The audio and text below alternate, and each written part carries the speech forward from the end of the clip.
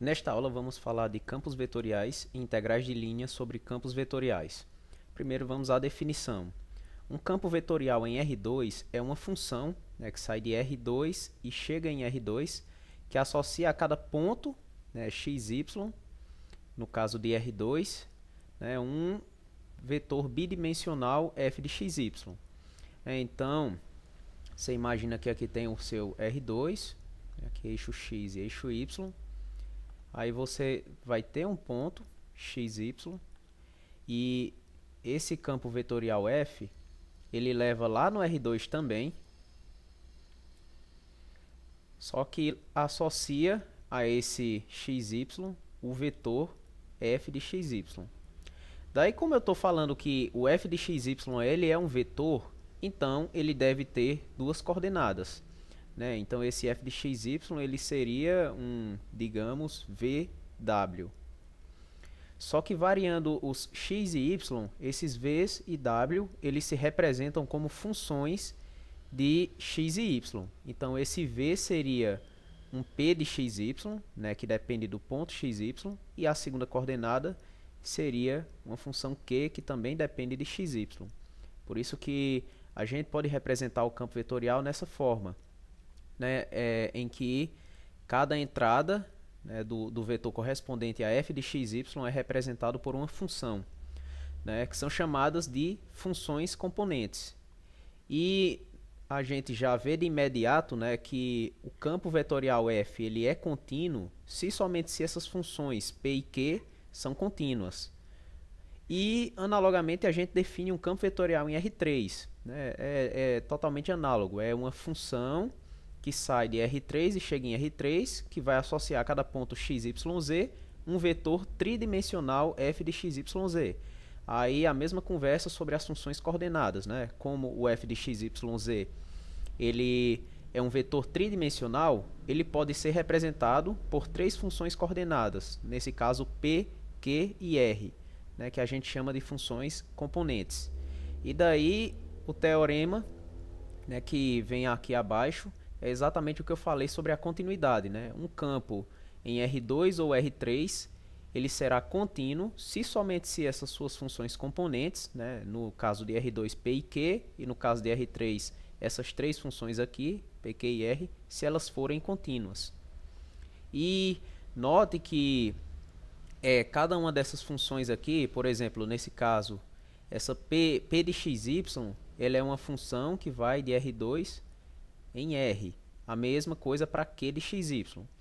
Aqui, no caso de um campo em R3, essas funções componentes, elas saem de R3 e chegam em R.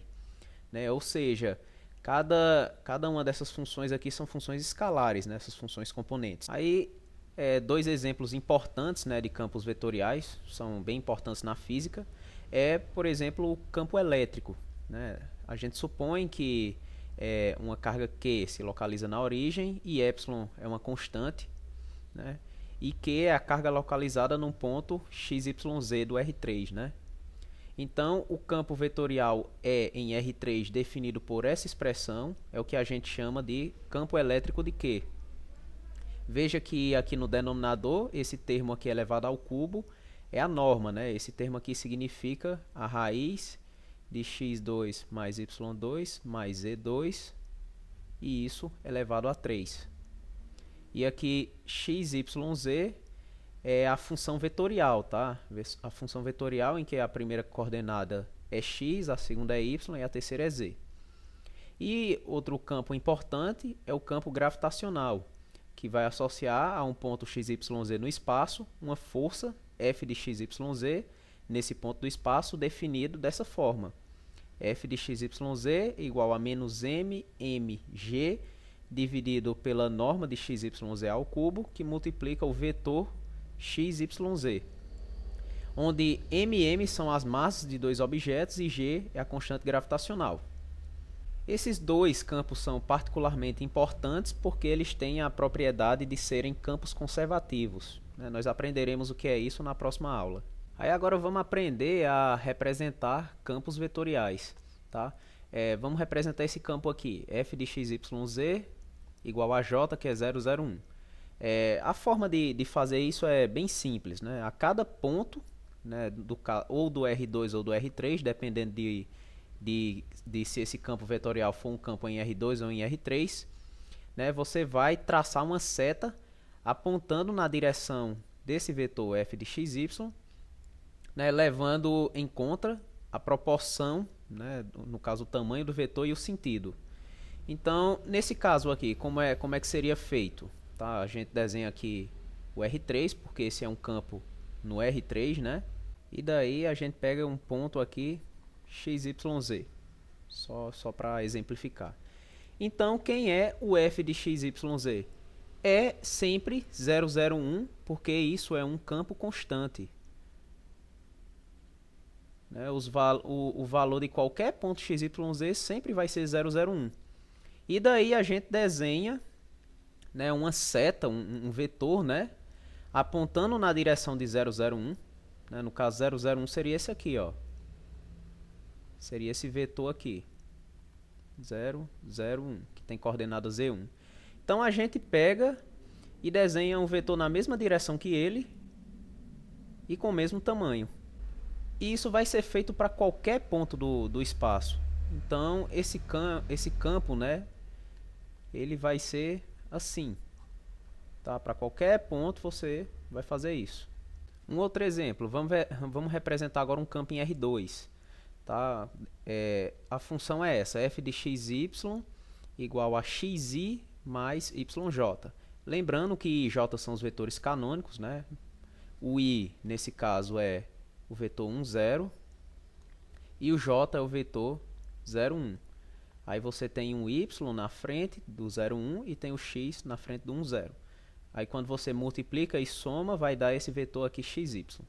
Então o campo f de xy, né, pega o xy e associa o vetor xy. Aí observe o seguinte, se você for representar esse vetor xy, como é que você representaria? A gente pegaria, né, uma seta que parte aqui desde 0 e vai até o ponto xy. Só que daí você quer representar, né, o f de xy, né? A gente quer fazer a representação do campo. E como é que eu falei que você deve fazer a representação do campo? Você deve pegar esse vetor aqui e deve colocar a partir do ponto xy, saindo, né, acima do ponto xy. Então, o que a gente faz é pegar esse de vermelho, né, a gente vai fazer uma translação dele, né, a gente pega ele e vai colocar aqui saindo a partir de xy. Então, basicamente é isso que você faz, né, porque esse de vermelho representa exatamente o vetor xy. Então, você só vai pegar ele e colocar saindo de xy. Então, vamos fazer isso. Ele vai pegar e vai sair daqui. Aí, beleza. Isso vai acontecer para todos os pontos xy, né? Se você pegar um outro, é a mesma ideia. De repente, você pegou um... Deixa eu mudar a cor, né? Você pegou um bem aqui, ó. Digamos x1, y1. Aí, como é que você faz para representar o vetor f de x1, y1? Você vai pegar o vetor que seria o x1, y1 nessa forma aqui, né, em forma de vetor, e vai transladar, né, esse vetor aqui para sair a partir do ponto x1, y1. Então, se esse daqui, né, seria o vetor x1, y1, então a gente arranca ele daqui e vai colocar ele saindo a partir de x1, y1. Então, vamos fazer isso. Aí, tudo bem, você está observando que dá para fazer a representação 1 a 1, né? Só que o que é que acontece? Vai haver mudanças, né, de acordo com que você vai mudando o ponto, no tamanho do vetor, né, e também na direção. Então, será que teria uma forma mais uniforme, mais que desse para representar uma, vamos dizer assim, uma quantidade maior de vetores? Tem sim. E a forma é você observar o seguinte, que se você pegar aqui e fizer a norma do seu f de xy, né, uma vez que é vetor, você pode fazer a norma, né? Isso é a mesma coisa que a norma de xy, que é a raiz de x ao quadrado mais y ao quadrado.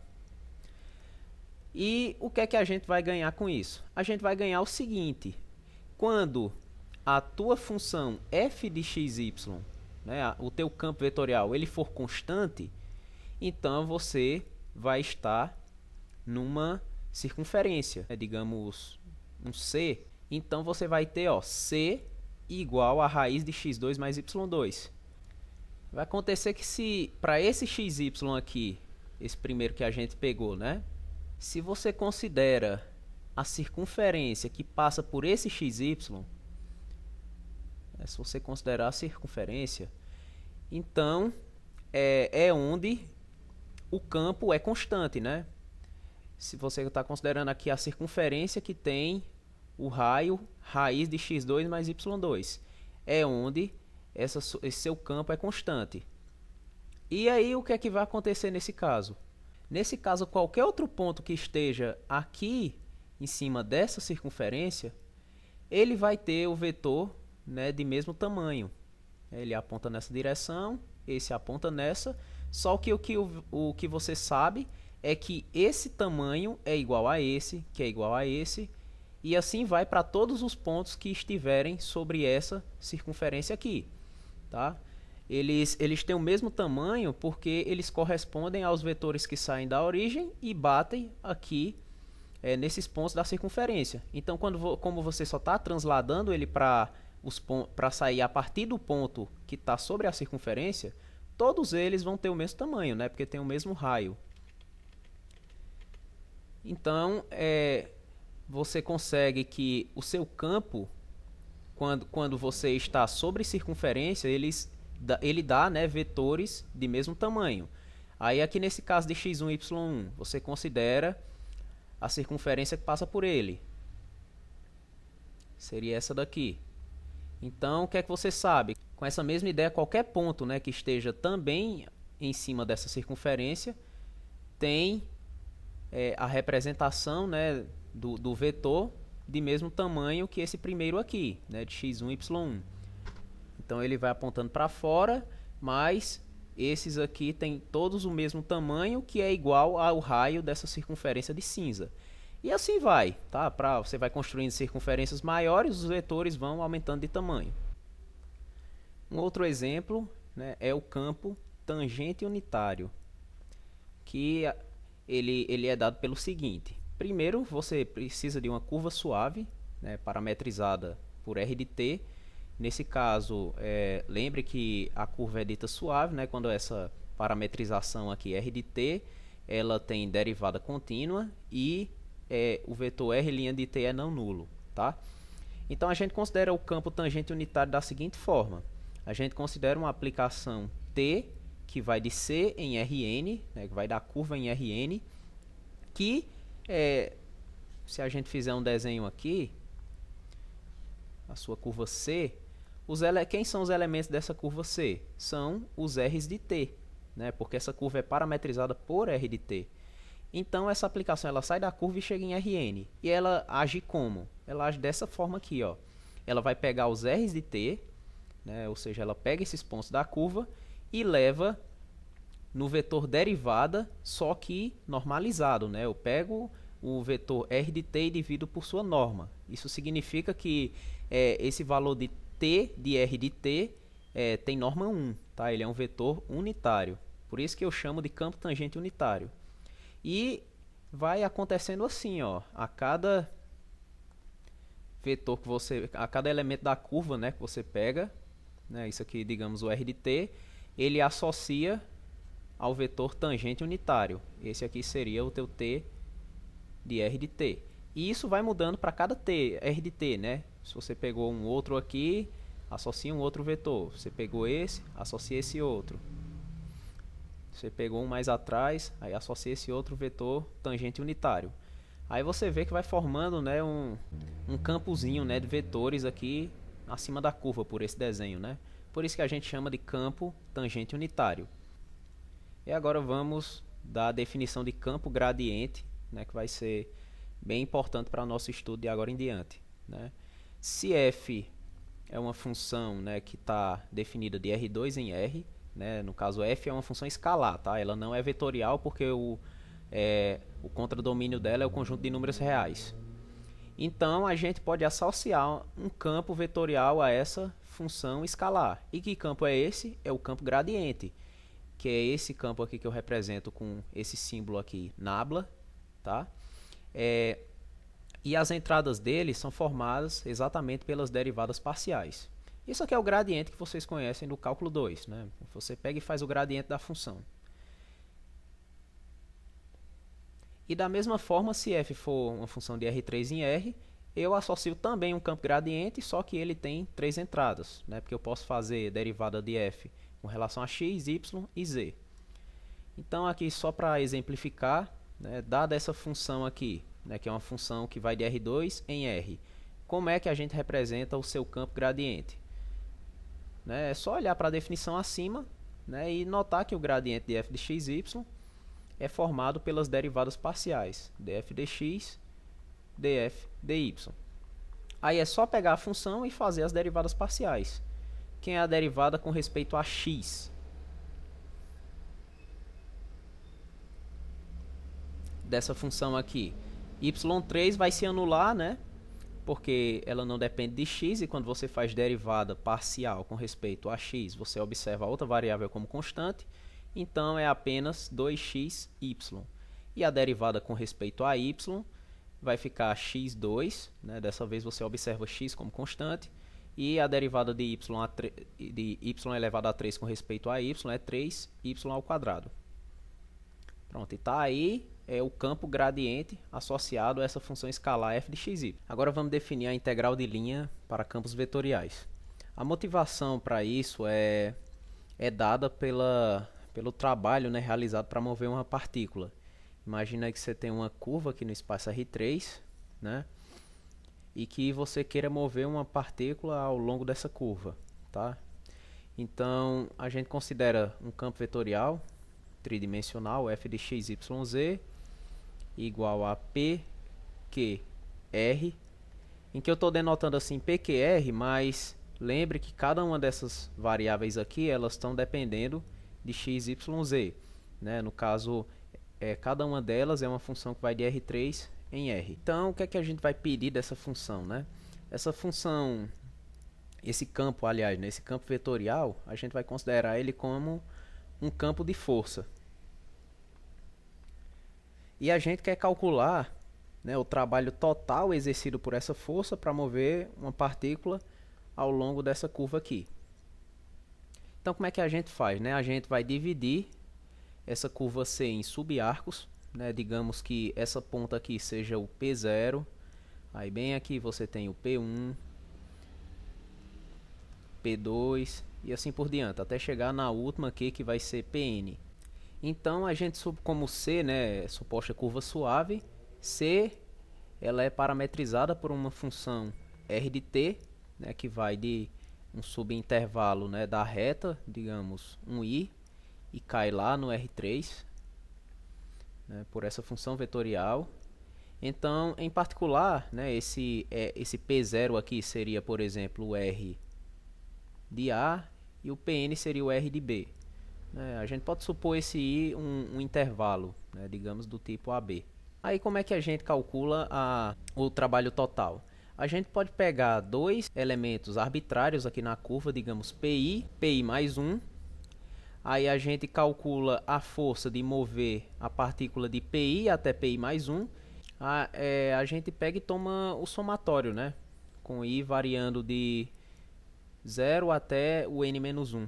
Aí o que é que acontece? Eu vou pegar só esse subarco aí de PI até PI mais 1. Mesmo argumento da integral para funções escalares. Se o número de elementos aqui que subdivide essa curva C for muito grande, né, então consequentemente esse subarco aqui ele é muito pequenininho. Daí ele pode ser muito bem aproximado pela poligonal, né, que vai de PI até PI mais 1.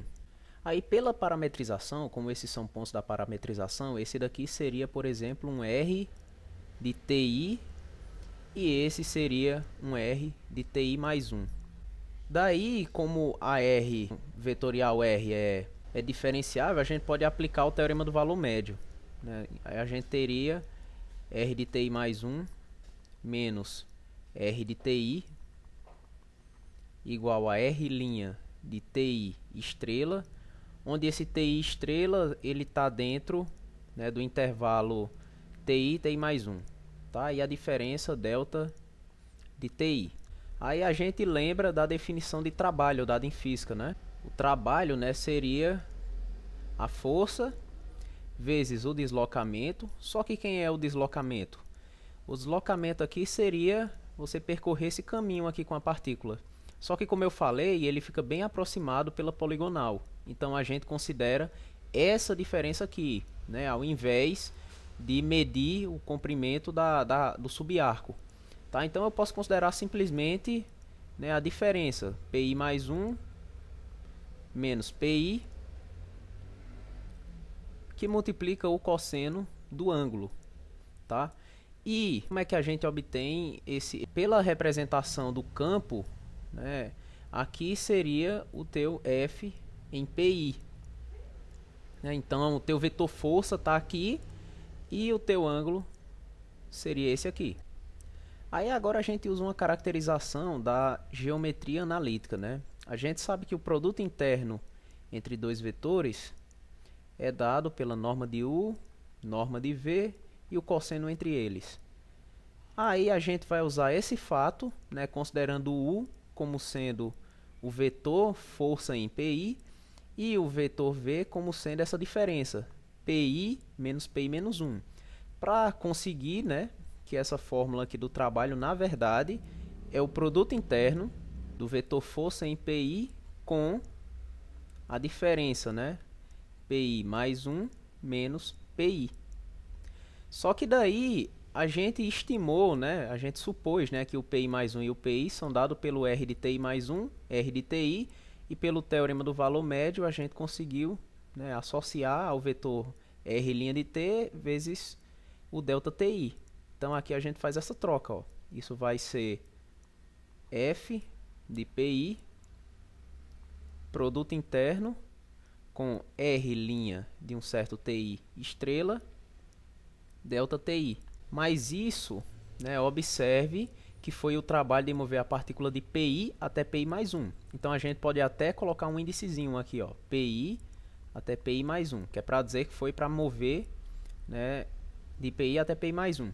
Aí agora a gente toma o somatório, né, para ter a força total. Então o trabalho total aproximado, né, vai ser somatório, com I de 0 até N, de F de TI, o produto interno com R de TI estrela, delta TI. E daí, veja que isso é uma soma do tipo de Riemann, né, em que aparece a função, né, avaliada num certo ponto. Você considera esse produto interno como sendo a sua função.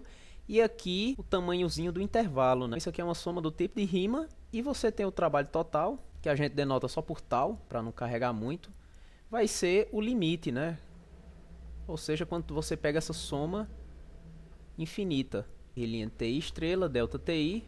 Só que esse somatório dá exatamente uma integral, né? Integral que iria de A até B, que é o tamanho do intervalo de onde sai a sua parametrização R. E aqui você teria exatamente F de R de T, produto interno com R' de T e dt. Né? Veja que, na verdade, esse PI, quando você coloca aqui, você está fazendo R de TI. Então, entra uma composição aqui, né, dentro de sua F. E daí, que se o nosso campo for um campo de forças, né, então a integral de linha do campo vetorial significa o trabalho, né, para mover uma partícula sobre a curva. Então, isso já dá a construção, né, da sua integral de linha do campo vetorial, como também uma espécie de interpretação, né? Daí você observa o seguinte, ó, daqui dessa integral que a gente parou, a gente ainda pode fazer uma modificação nela que vai ser conveniente, né? Eu vou até colocar assim, às vezes, que é você fazer o seguinte, ó, você pega e como sua curva é suave, o seu vetor derivada, ele é não nulo. Então, você pode fazer isso aqui, ó. Você faz R' de T, divide pela norma do R' de T, que você sabe que é não nulo, e multiplica pela norma de R' de T dt. Mas isso aqui é o que do que está no meio? Eu defini para vocês nesse instante. Isso aqui é o vetor tangente unitário. Então isso pode ser escrito assim, ó, como a integral de A até B, de F, de R de T, T de R de T, né? Isso é o vetor tangente unitário, que multiplica R' de T, sendo que em norma, dt. Sim, e claro, aqui é o sinal do produto interno, tá? E aqui é multiplicação, porque isso é um número. Mas a gente pode fazer o seguinte, a gente pode transformar isso numa integral de uma função escalar, né? E que função escalar é essa? É a função produto interno de f por t, né? Porque o produto interno ele pega dois vetores e gera um número. Então isso gera uma função escalar, tá?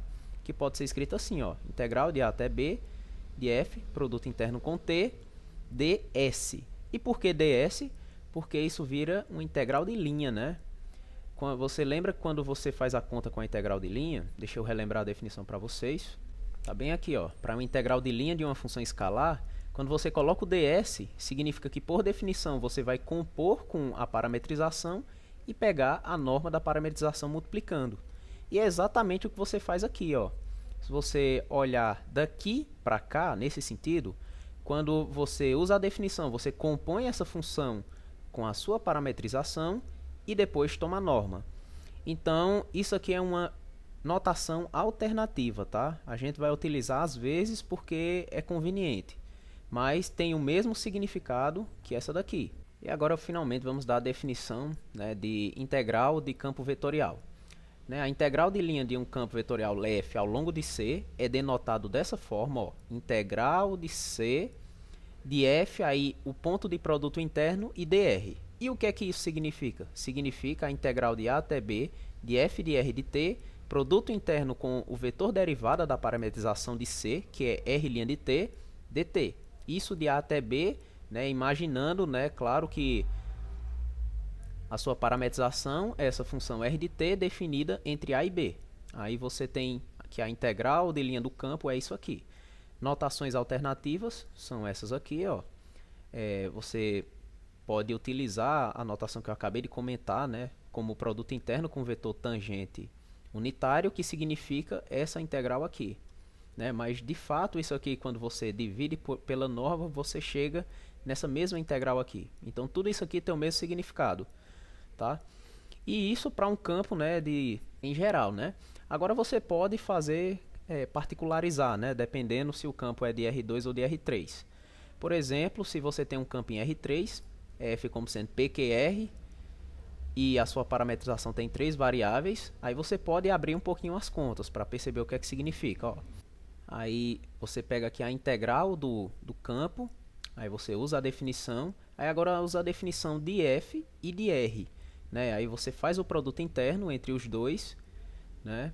Quando você faz o produto interno, você tem o vetor p de x de t, y de t e z de t, a mesma coisa para q e r, porque você vai compor cada entrada com a sua parametrização, tá?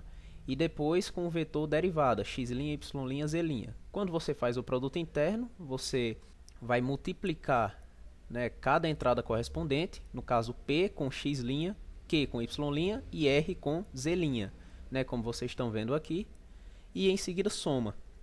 Então, note que realmente isso aqui, ó, no final das contas, quando você termina o produto interno, isso dá a integral de uma função escalar, né? Então tem sentido fazer essa integral, porque você está integrando uma função no final, né, de uma variável, da variável t.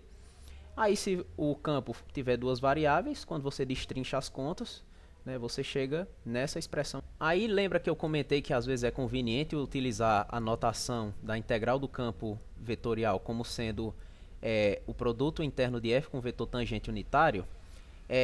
Uma utilidade é para enxergar o seguinte, que quando você muda a orientação da curva, né, ou seja, você vai pegar a integral do campo com a curva com a orientação mudada, você vai ter uma mudança de sinal. E por que isso? Vamos lá, utilizar a definição com esse vetor tangente. Quando você faz a integral com esse vetor tangente sobre a curva com orientação mudada, é mesmo que você mudar, né, o vetor tangente, né? Se você está em menos a curva com a outra orientação, você muda o vetor tangente para menos t. Você pode acompanhar isso aqui nessa figura, ó. Se você está indo nessa direção aqui, né, deixa eu mostrar nessa direção, você tem esse vetor aqui de verde claro, tá? Que é o vetor tangente. Agora, se você mudou a orientação para -c, que é essa daqui, então você tem esse vetor de azul claro, né? Que é -t. Então, você pega e fica com o produto interno de f com o vetor -t. Só que o produto interno é linear, né? Então você pega e joga o sinal de menos lá para fora, né? Aí depois usa novamente a definição de integral do campo e retorna a expressão com sinal de menos. Ou seja, né, se você muda a orientação da curva, a integral de linha do campo vetorial muda de sinal. E por fim, vamos fazer um exemplo só para a gente aprender, né, como é que faz conta com essas definições novas. Vamos lá. Vamos calcular essa integral do campo vetorial f, que é dado por essa expressão, sobre essa curva C, que tem essa parametrização. Então, como é que a gente começa? A gente pode começar fazendo, né, o vetor derivada. Como é que deriva essa expressão aqui, né? Deriva cada entrada. Derivada de t ao quadrado, 2t. Derivada de t ao cubo, 3t ao quadrado. E a gente precisa também de compor o campo com a sua parametrização, né? É só olhar a definição aqui, né? A gente quer utilizar, ó, essa definição. Então a gente precisa calcular essa expressão, essa outra, pegar o produto interno e depois fazer a integral. Então vamos lá, quem é f de r de t? É mesmo você fazer f, aí você vai trocar o seu x pela primeira entrada da sua parametrização, que é t ao quadrado. Então é mesmo que fazer f de t ao quadrado e o y você troca pela segunda entrada da parametrização, que seria t elevado a 3. E daí você vai substituir esses dois novos valores aqui, trocando por x e y na expressão do campo. Então quem é teu novo x? Teu novo x é t ao quadrado. Então vai ficar assim, t ao quadrado elevado ao quadrado, e o teu y é t elevado a 3. t elevado a 3 elevado a 3. Aí quem é teu y? T elevado a 3, raiz de teu novo x. Teu x agora, t ao quadrado. Então, raiz de t ao quadrado.